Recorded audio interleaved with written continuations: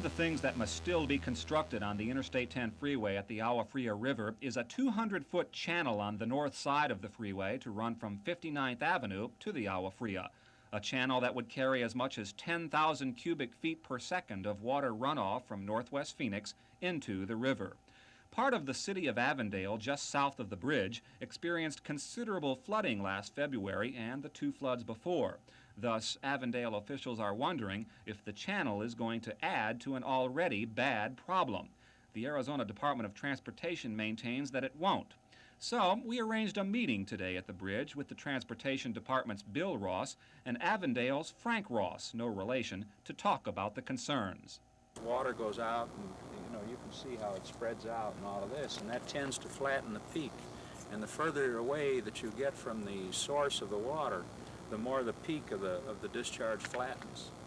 So we're concerned that when conditions are right and this river is up to capacity and that new channel running alongside the freeway is carrying water from North Phoenix into the Agua Fria, that our sewage disposal facility, which is about 1.5 miles south of here, that sewage disposal facility is going to be endangered yet again. We lost it twice. We lost it in 78, we lost it in 79, and we protected it this year by buttressing the support work.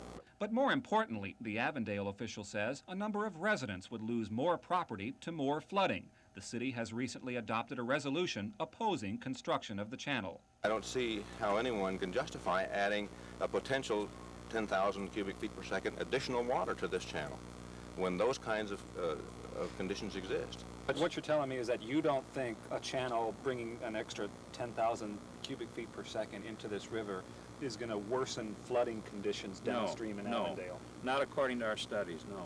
According to the Transportation Department's studies, Bill Ross says, at the peak time when 10,000 cubic feet per second would flow down the channel, the river will have not yet reached its capacity. The other Ross feels that's being way too speculative. The Department of Transportation concedes there is an element of risk involved in all of its flood-related structures, but the DOT's Bill Ross says that risk would occur only in very remote situations. The city of Avondale, however, looks at it another way. City Attorney Frank Ross says, in light of the floods that have occurred here on the Agua Fria River over the past 3 years, that risk is not so remote. Mike Ara, Cool News 10, on the Agua Fria River at the I-10 bridge. Arizona Downs, which leases the track from Turf Paradise and helps pay for that construction, says it can't imagine how those improvements have escalated so much in price. And without making any specific charges of wrongdoing, convinced the Arizona Racing Commission this afternoon to conduct an investigation. If there have been inappropriate activities by anyone concerned, this commission wants to know about it, and we will take appropriate action if that has happened. Are you going to call for another audit? Possibly. I couldn't say at this time. That sure is a possibility. Arizona Downs wants an independent audit because some of the material supplied for construction came from companies controlled by Turf Paradise president Herb Owens. They allege a possible conflict of interest. Owens says everything was above board. Yes, we've supplied some materials and we have done some work. It's an infinitesimal amount. Everything that we sold at cost. But Arizona Downs officials say they don't know how much Owens supplied, and they want an audit to find out.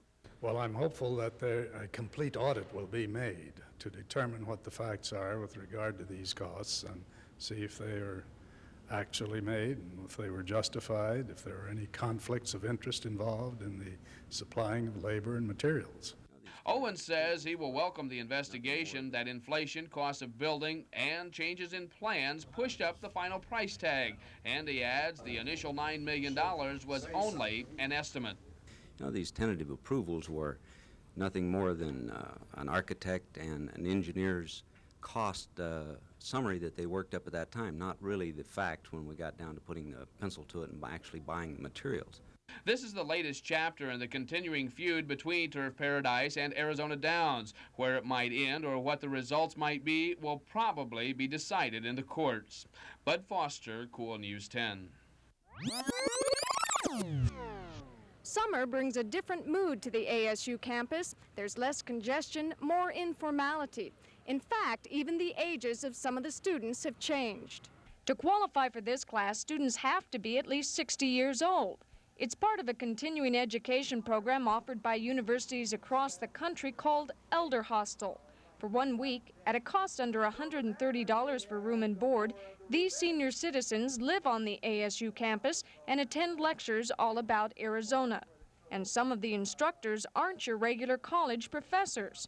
Senator Barry Goldwater lectured this morning on Arizona's history, clear from the origin of the word Arizona to the number of lakes in our state.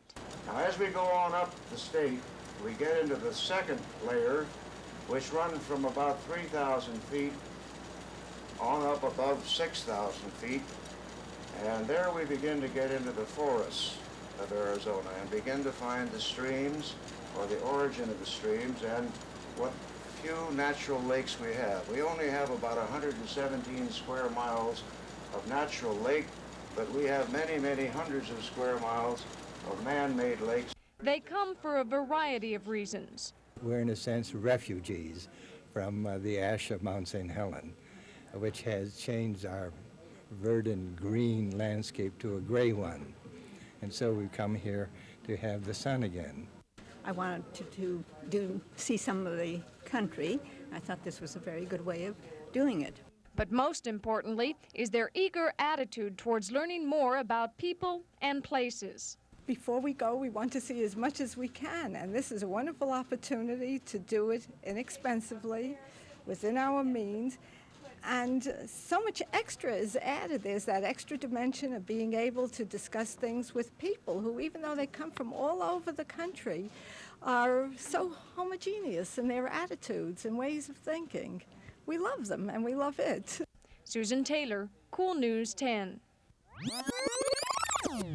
Farmer Jack McManus says growing lettuce is like taking a trip to Las Vegas. You never know until the last moment whether you're going to win or lose. This year, because of bumper crops in California and southern Arizona, some valley farmers are worried that the gamble may not pay off. Well, we like to think that it's so bad now that it'll get better. It's hard to say. We usually have overplanted. Consequently, there's too much unless the weather affects us. It may sound strange, but many of the valley's lettuce growers are actually hoping that something bad happens to their crops this year. That's because unless the size of this year's harvest is reduced through some sort of natural cause like bad weather or pests, many farmers are going to find themselves in serious economic trouble.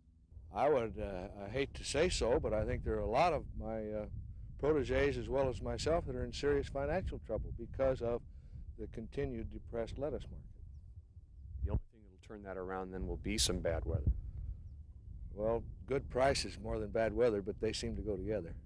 A year ago, because of bad weather and several labor strikes, the supply of lettuce was down, and growers were getting about $15 a carton. Today, prices have fallen to about $3 a carton, and farmers are losing money.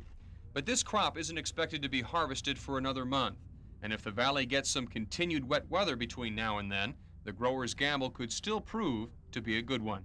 Peter Van Sant, Cool News 10. The local disruption in traffic patterns has produced some extreme results. The freeway here at 24th Street, for instance, closed because of a possibly faulty bridge over the Salt River. But there is one industry that is vitally dependent on automobile travel and its patterns: outdoor advertising. Imagine, for instance, if you owned billboard space here that nobody ever got to see anymore. One would imagine that the purchaser of this space would be pretty upset. Not really, because a lot of our customers are extremely understanding about acts of God and the beautiful weather that we're supposed to have out here. But then again, there are customers who are sincerely concerned about the lack of traffic on their boards. And so what we do in a case like that is we extend the time of their contract to equal the time that the traffic is not exposed to their billboard, or move them to a better location temporarily. As for those better locations that are getting more than their expected share of motorists and more than their expected share of time to read billboards, those advertisers are not being charged any more than usual. The largest outdoor advertiser in the valley charges about $1,200 a month for a painted billboard that has to stay up at least 2 months. Smaller so-called poster billboards are sold in package deals for various locations. They run about $4,300 a month. All billboards, for example, in Indian School or Camelback or Thomas or Central, are charged exactly the same rate. There is no difference. But all that equality may have to change, says Turner. If the situation continues for another 6 weeks, billboard rotation schedules will be upset. And who knows, advertisers may begin to really complain. Sal Quijado, Cool News 10. The purpose of the more than $60 million expansion of Civic Plaza is to increase the number of meeting rooms, add an assembly hall, exhibit space, more convention facilities, simply to attract more and larger conventions. Supporters of the expansion say more conventions, of course, means more money for the Valley.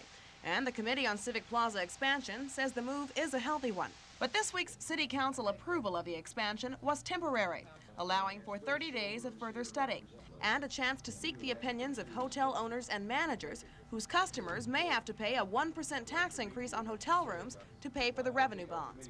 That increase may only be one of about 25 to over 50 cents, but it still makes a difference. And a spokesperson for the Hotel Motel Association says they must first study the change, but they anticipate a mixed reaction from the industry. My reaction has to be positive.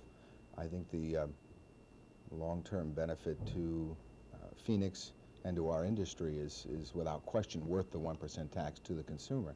That is going to give us the expansion of Civic Plaza. I am all for it. I believe my hotel is all for it. We need it. We have to have it.